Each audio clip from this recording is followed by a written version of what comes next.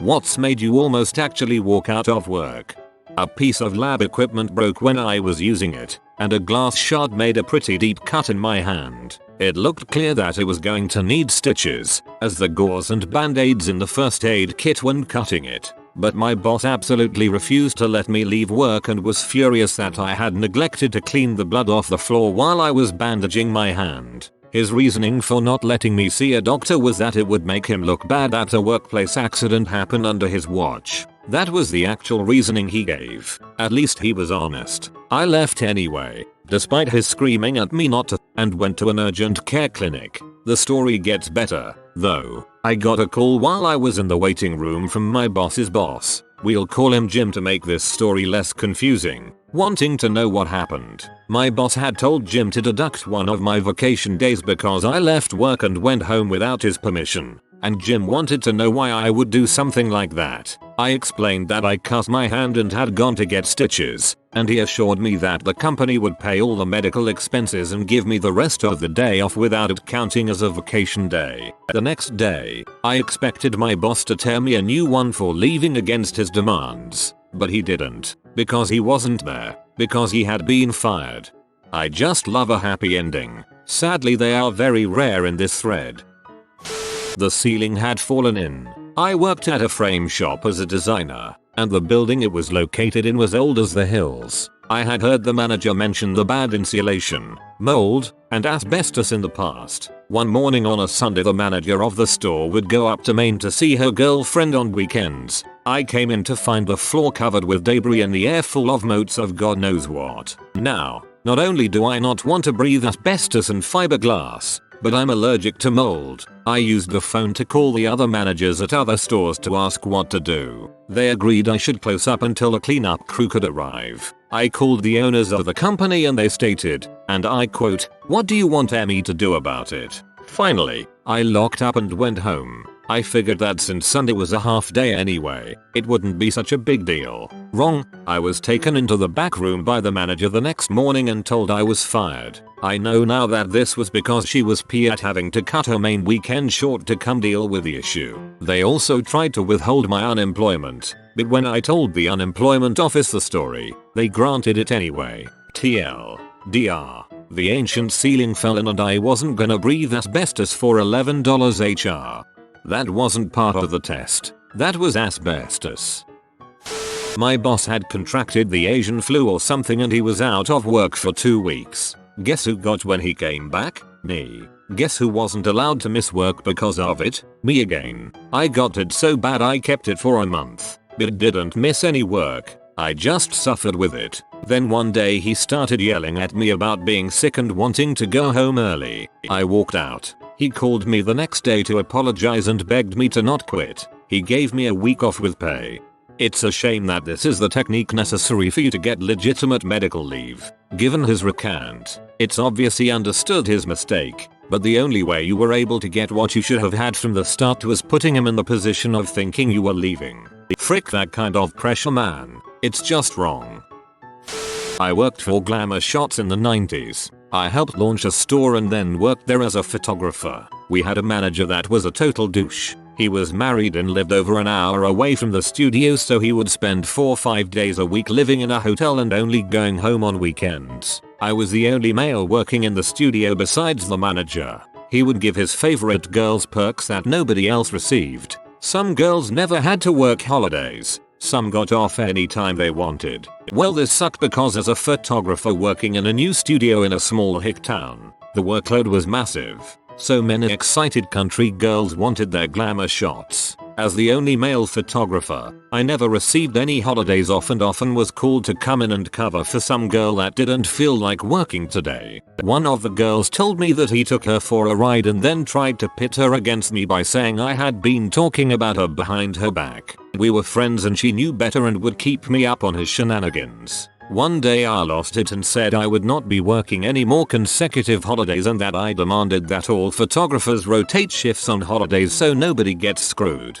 He pretended to agree with me and then gave me the very next holiday shift. Again. When I saw the schedule, I turned to him and said to his face, "You are the most full of crap human being I have ever had the displeasure to know." He smiled and told me I could leave. I said he couldn't stop me. I did get fired, which was no loss really. But here's the kicker. I knew which girls he was sleeping with in his hotel room. Some of them were weekend strippers and couldn't keep a secret to save their lives. I teamed up with another girl and we found a way to inform his wife of his activities. He got me fired. I got him divorced. Frick that guy. He got me fired. I got him divorced. Reminds me of Sean Connery's line from The Untouchables. He sends one of yours to the hospital. You send one of his to the morgue. I was a busser in a restaurant. We had these above and beyond cards that management gives out to people that, well, go above and beyond. They were basically free meals or free drinks. On the back of these cards, management writes a short description of why they gave it to the person and initial it. I was working a particularly normal day when my manager, also one of my best friends, comes up to me with a peculiar look on his face. He hands me an above and beyond card, and I look at him puzzled. I turn it over and it reads, "I'm really sorry. Sorry for what I ask." He hands me another above and beyond card. This one reads, "I hate to have to do this to you." Now I start to get worried. Okay, where's the vomit that I have to clean up? I've cleaned up vomit plenty of times before. Dang kids, but had only ever gotten one card for it. Mayhaps this was some particularly large pile of some sort. He then hands me yet another above and beyond. I turn it over, and a powerful 4-letter word is staring back at me. Poop. I look at him and say, "You've got to be crapping me." I head to the men's room and, sure enough, there is a nice pile of crap in the urinal. Apparently some little kid went to go take a poopy and the only stall was in use. Not being able to hold it any longer, he relieved himself in the urinal. I spent the next 10 minutes scooping feces out of the urinal into the trash can, wanting to find this kid and hit him, rub his face in his own crap, yell at his parents for not telling their kid it is not okay to crap in a urinal. I almost said frick it and walked out that day, but the food was good at this restaurant and I decided 3 free meals was worth the 10 minutes of crap scooping I had to endure. Kudos to your boss for trying to make an extremely unpleasant situation more tolerable by A. Acknowledging it, B. Giving you something for your above and beyond effort. Moving furniture from one office to another. I was the only person really being active during all of this. The boss repeatedly stated that I needed to optimize the number of desks in the office. A co-worker, a 50-year-old angry guy, was insistent that no desk be near his. Obviously I tried enforcing what the boss said, but the guy kept fighting me on it, sometimes getting the boss to come and talk to me. All those talks ended with the boss deciding I should do what I had planned to make as many desks as possible. Finally, when it came time to bring in the desk that was going to go next to the co-worker, he suddenly wanted to help. First desk, he helped me move through the entire process, and sure enough he tried maneuvering the desk in the way he wanted. When I tried to correct him, he said this was what the boss wanted, so I responded by starting to tell him he was incorrect. Halfway through my statement he yelled out the boss's name. Like a goddamn toddler screaming for his mommy, he just started yelling for the boss to come and help him. I dropped my half of the desk and walked away, called in an hour later and said I wasn't coming back that day. Michael. I was working as a stock person for a local grocery store. It was a fairly relaxed job, but the manager was a complete butt. He had a habit of not writing out work schedules for the week, so I would end up calling him on Sundays asking when I was supposed to work during the week. One Sunday he wasn't there, so I called Monday morning before school, at 7 AM. He was there very early to take in the weekly shipment and I was up for school. He asked me to come in that day and a few others. I told him that it was too soon of notice for today. He yells through the phone, "You're really starting to pee me off. If you don't want to work the freaking job, then quit," and hangs up. I'm P. Call back and tell him he's a crappy manager for not being able to write a dang schedule. He gets P. and I quit. His store eventually went bankrupt and closed. Feels good, man. I absolutely freaking hate managers that can't get a dang schedule out in advance. So glad I don't have to deal with that kind of crap anymore. I got accused of stealing a car from the used car lot I once worked at. They said they were talking to the police about it, and they wanted to know where the frick it was and who I sold it to. I had nothing to do with any stolen car. I had a moment of panic. Then I got angry. Very angry. I told him I had no idea where his freaking car was or what he was talking about, but if he wanted a place to look he should talk to his freaking crooked salesman, like Jim selling coke out of the back office or Cody driving into work every other weekend drunk off his tea, or the other manager Dave that organized a sea and prostitute weekend for his married self and several other married engaged dating salesmen and how they were selling videos from that weekend to people. Maybe one of the buttholes that hotboxing the work van in the back of the lot every night. I spilled it all, just to let him know I have no problem telling all of the truths. He smiled and said, whoa Green River Thriller, I was just testing you. We lost a car last night and we're trying to figure out where it is. You understand? Frick you Peter, names have not been changed because this actually happened. I was waiting tables at a local Mexican restaurant. One of my tables had walked out without paying their tab, GRR, and in the process of doing so, had taken the ticket showing how much they owed with them. The restaurant where I worked had a policy where any lost ticket was automatically a $25 fine. Now that these sons of bitches had walked out, I knew I was going to owe that $25, but the cost of the lunch as well. Sadly, we weren't computerized, so there wasn't a log for anywhere for how much these people had eaten. But I had a pretty good idea. The owner found me cleaning the table, frantically trying to see if the ticket was anywhere in the mess the people had left behind. He then pulled me into the bar, still in front of people, to find out what was going on. I was honest, told him what happened and that I was willing to pay the fine and the cost of the meal out of my tips. That's when this guy started going ape crap bonkers on me. He raised his voice, started calling me a stupid bee, and ignorant bee, any kind of bee he could think of. He also accused me of letting the couple walk out with the ticket as a way to screw him over, and goddamn right I was going to pay. I was going to pay big time, especially considering what a stupid, ignorant, ugly, goddamn bee I was. I handed him my ticket book, gave him the finger, and let him know that no job was worth this level of bulls, and walked out the door. I was able to find another waitressing job pretty quickly, thank goodness. What I found humorous was the next day the manager, who liked me, called me at home and begged me to come back and work for them. I told him heck no. Wow, you're a better person than I am. That kind of verbal abuse is sure to get you 5 across the eyes from me. Good for you for keeping your cool and congrats on the new job.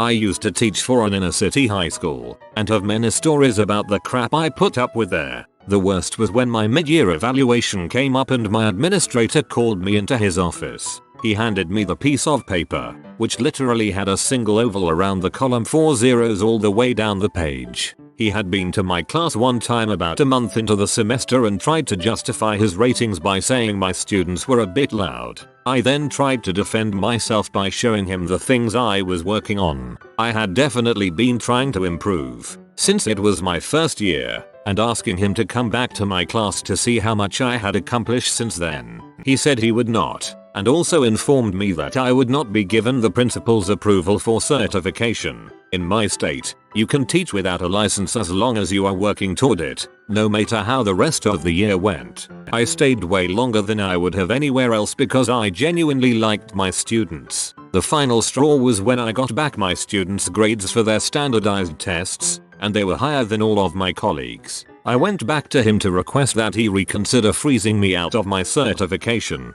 and he just said it was a fluke. I felt bad for my students, but never went back again. I've never been so angry in my life. This is the education crowd. Hold people back and suppress ability. When I found out my boss and my wife, mother of my children, were having an affair and she was leaving me for him, still at the same job, 2+ years later, they're still together. I want to walk out every goddamned day. Alas, feeding my kids is more important than my pride. Should have checked if involuntary cuckold was taken before I made this throwaway. I hope everything works out for you. I worked at Safeway when I was 16 and it was the most soul-crushing job I've ever had. I worked there for a couple months and never complained. I almost walked out mid-shift when I got yelled at for skipping my cart's shift, which I didn't. I explained to them that I always bring the carts in, as it's the only time I get a reprieve from the crappy customers. I asked if the complaining was about Brian. My name is Ryan, and he said no. kept yelling at me. Lo and behold, it turns out it was Brian whom the complaint was about, and I never got an apology, and the write-up was never revoked. I continued for a few weeks, and then informed the manager that I wasn't going to be able to work Sundays anymore, because I was entering a tutoring program and needed that day, and only that day off. He then informed me that the only reason he worked me was to work on weekends. Never mind the fact that I worked almost every weekday in addition to weekends, that I can't have that day off, and I would have to make a decision between work and school. Well, since I'm not a dumb, I picked school. I was going to finish my shift up and then give my 2 weeks. But then everything just kind of hit me. I hated the job. I hated how I was treated. I hated the way the manager expected a 16-year-old kid to pick a job at Safeway over school. I hated the customers. And I hated most of my co-workers. I put the last bag of groceries in a lady's cart, told her to have a nice day, and walked out the door mid-shift. I didn't tell anyone. I didn't even take my apron off. All I did was go up to the new guy who was working carts, introduce myself, shake his hand, and tell him I'm getting the heck out of there. They still scheduled me for about 2 weeks before they got the picture. TLDR. I quit Safeway mid-shift, took a massive crap on the conveyor belt, slapped my manager and made out with an elderly woman while we rolled around in our crap and pee. Being told at 2 AM that I had to pick my boss up at the airport at 3 AM because the guy that was supposed to do it decided to get drunk instead of sleeping. The admin at my school decided that if any students are caught with their cell phones on school property, then the school has the right to confiscate the cell phone for the rest of the school year. Period. No warning. No parent conferences. No parents able to come in and get the phones back until the end of the school year. So if on the first day of school Johnny's parents are late to pick him up and Johnny takes out his phone to call them and find out where they are, then a teacher is supposed to grab the phone, give it to the admin, and the student will not get his cell phone back until June. When this policy was announced, I wanted to stand up, turn my back, and leave. I commented to a co-worker that the school does not have the authority to claim rights over students' personal property and there are many reasonable alternatives, like the parent has to come pick up the cell phone and have a meeting with the administration. This co-worker was pissed at me and exclaimed something along the lines that I need to support our administration above all else. Have the parents send the monthly cell bills to the school, or call the cops for theft of personal property. I have always had bad lungs and I did some late night swimming one night before work the next morning. Well, that entire next day I was slowly developing bronchitis. It was my first job at a grocery store, but they were very strict. My work pace started to slow down and I reached for my inhaler. My boss saw me taking my inhaler and began to chew me out for using drugs in front of customers. I tried to argue back but my lungs seized up and I lost consciousness for a few minutes. When I got back up I had a crowd around me. My boss then told me to get back to work and finish my shift. 3 hours. Everyone looked at him, and I up and left. Whoa, what a freaking dickhead. C deserves a clip around the ears. A client berated me in a meeting for some bonehead decision my boss had made, even though I wasn't in any way involved. This was annoying, but what made it worse is that my boss didn't say a word, even when the client moved beyond insulting my professional skill set into some personal attacks. I made it through the meeting, but I cried in the car on the way home. I can't believe I ever worked for someone who would just let me get run over like that. I was about 18 and working doing residential roofing for a summer job. I had never installed clay tile shingles before, so my boss, the owner, told me to watch one of the other guys for a few minutes to get the hang of it. No less than 2 minutes later he starts screaming, literally screaming. Guy had anger issues, asking why I was standing around and not working. So I grabbed some tiles and started shooting them down. Since I still had really no idea of what I was doing, I of course shattered the first 2 tiles I tried to shoot down. Son of a bitch comes over and starts screaming at me again for breaking tiles and proceeds to push my butt off the roof. Granted, the fall was only about 10-0 inches, but it still could have killed me. At this point I was freaking fuming mad and decided I was done with that butthole. As I am packing up my gear I can hear him cursing me to the other guys on the roof. As I am walking off of the job, I notice this dipshit is standing on one of the air hoses, running from his nail gun to the air compressor on the ground.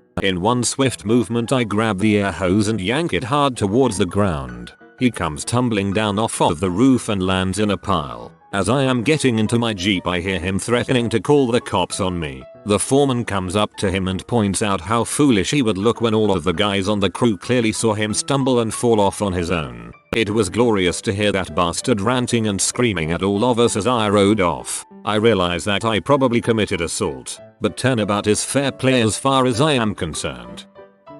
I was working at a nightclub in the UK as a bartender floor boy, meaning some nights behind the bar, some walking the floor cleaning up glasses and stuff. On one of the busier nights I can remember working there, I was on the floor with 2 other guys and someone straight up crap in the middle of the dance floor. And not like a couple small nuggets either. I'm talking a massive brown duck that would have made any man proud, sitting pretty on the dance floor while everyone danced around it trying not to stare. All 3 of us on the floor said we'd quit if we were expected to clean it up, so a manager had to come out and do it himself.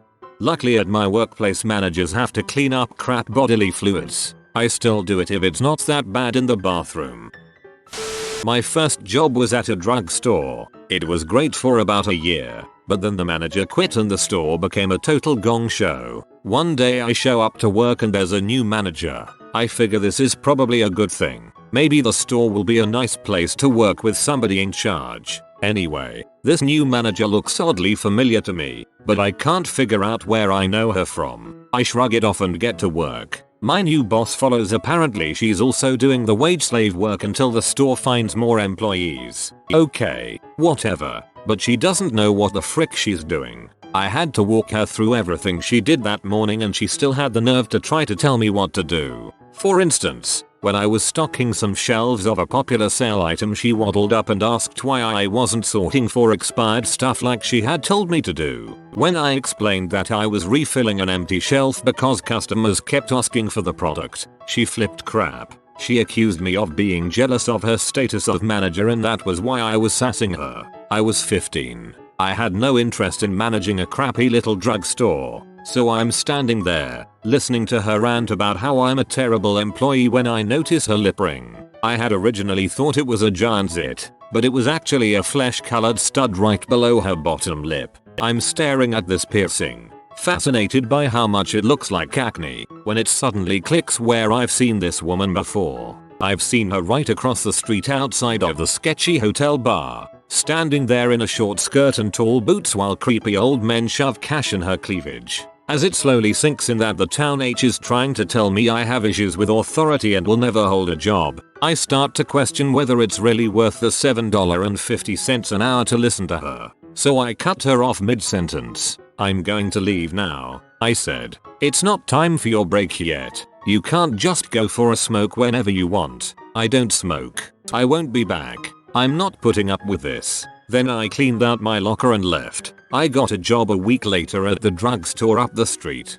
No regrets. TLDR. I used to sell drugs, but quit when I figured out my new boss was a prostitute and a douche muffin.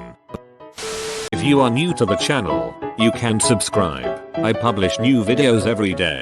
Until then, check another video.